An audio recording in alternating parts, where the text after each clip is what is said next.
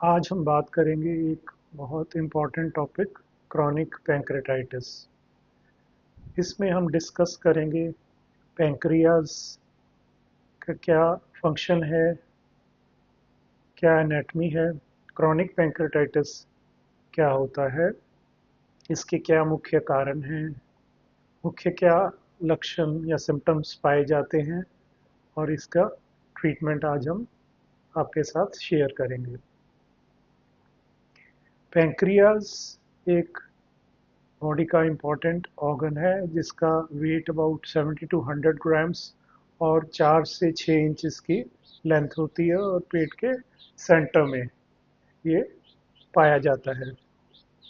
Pancreas के मुख्य functions हैं डाइजेस्टिव एंजाइम्स बनाना, जिसमें से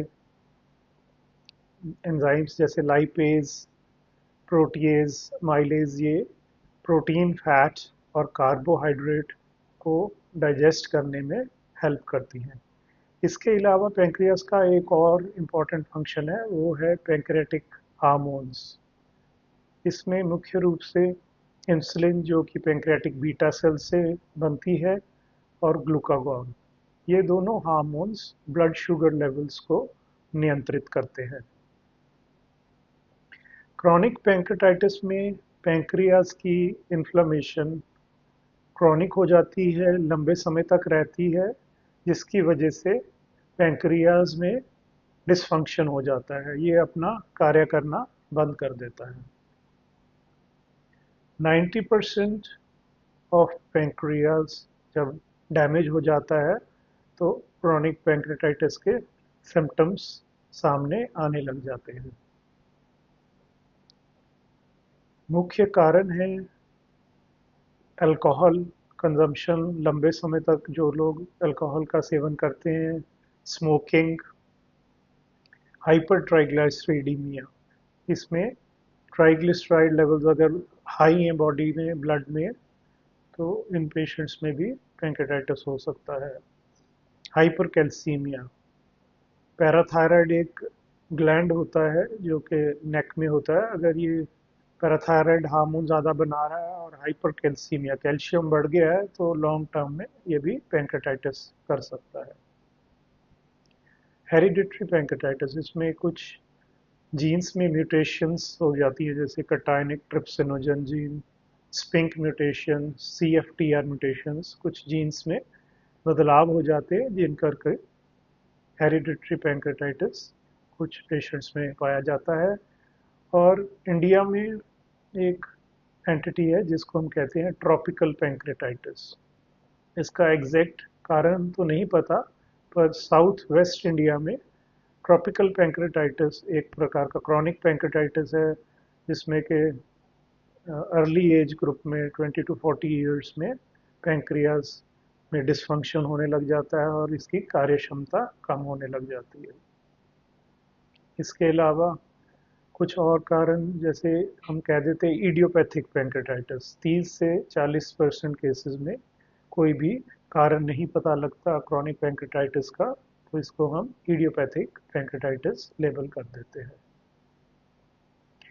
मुख्य इनके सिम्टम्स या लक्षण की बात करें, सबसे इम्पॉर्टेंट है एब्डामन, पेट के सेंटर में दर्द होना।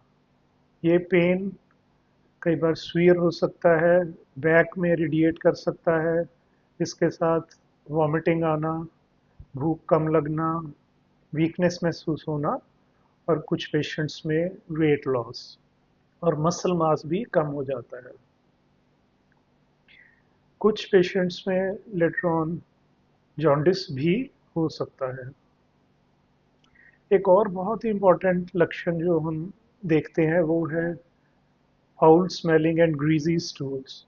कई बार स्टूल्स में, हमारे मल में लीक करता है, फैट लीक करता है, तो इसको हम मेडिकल भाषा में स्टेटोरिया भी कह देते हैं। तो ये फाउल स्मेलिंग स्टिकी स्टूल्स ये पेशेंट्स पास करते हैं, क्योंकि पैंक्रियाज काम नहीं कर रहा और फैट की प्रॉपर डाइजेशन नहीं हो रही, तो इसकी वजह से ये एक बड़ा इम्पॉर्टेंट सिम्टम्स है।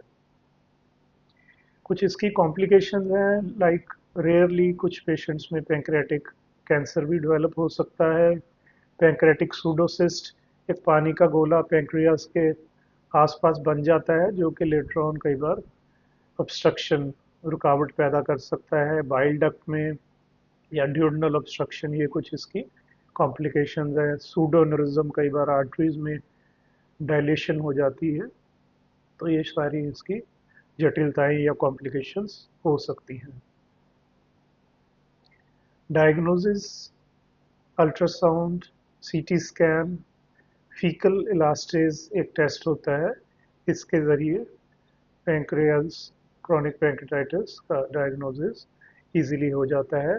कुछ पेशेंट्स में specialised investigations like MRCP, screen secreting MRCP या कई बार डायरेक्ट पैंक्रियाटिक फंक्शन टेस्ट ये किए जाते हैं। ट्रीटमेंट में सबसे इम्पॉर्टेंट है एब्सटिनेंस और लाइफस्टाइल मॉडिफिकेशन। अगर आप अल्कोहल कंज्यूम कर रहे हैं तो alcohol consumption you have to stop, smoking has to be stopped.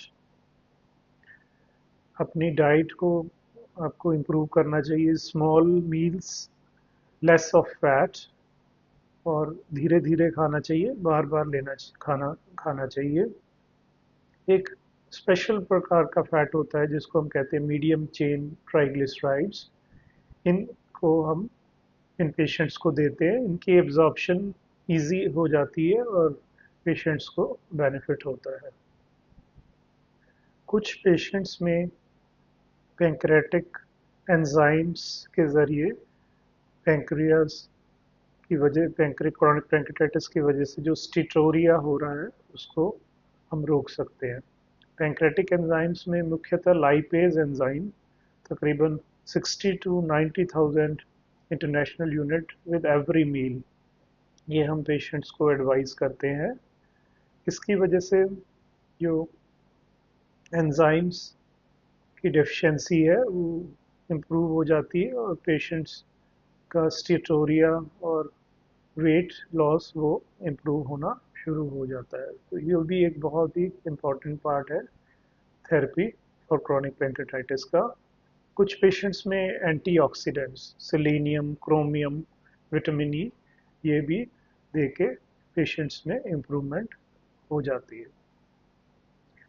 मुख्यतः बहुत पेशेंट्स पेन कंप्लेंट करते हैं जिसमें कि हम एक एनाल्जेसिक्स जो देते हैं वो स्टेप लैडर फैशन में देते हैं। पहले हल्के एनाल्जेसिक्स जैसे पैरासीटामोल या एसिटामिनोफेन, अगर उससे पेन नहीं इम्प्रूव हो रहा तो एनसेड्स, जिसमें नेप्रोसन करके मेडिसिन होती हैं, इसके बाद ओपियोइड्स दिए जाते हैं, और कुछ पेशेंट्स में ट्राईसाइक्लिक एंटी डिप्रेसेंट्स करके मेडिसिन हैं, ये दे के पेन को कंट्रोल किया जाता है।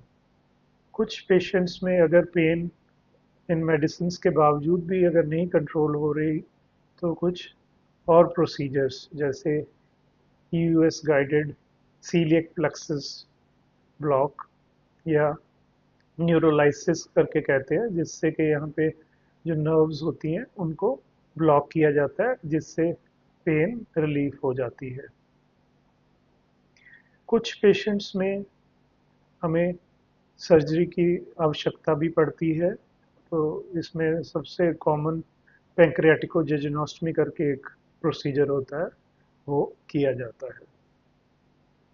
सो क्रॉनिक पैंक्रियाटाइटिस पैंक्रियास की लंबे समय तक रहने वाली बीमारी है।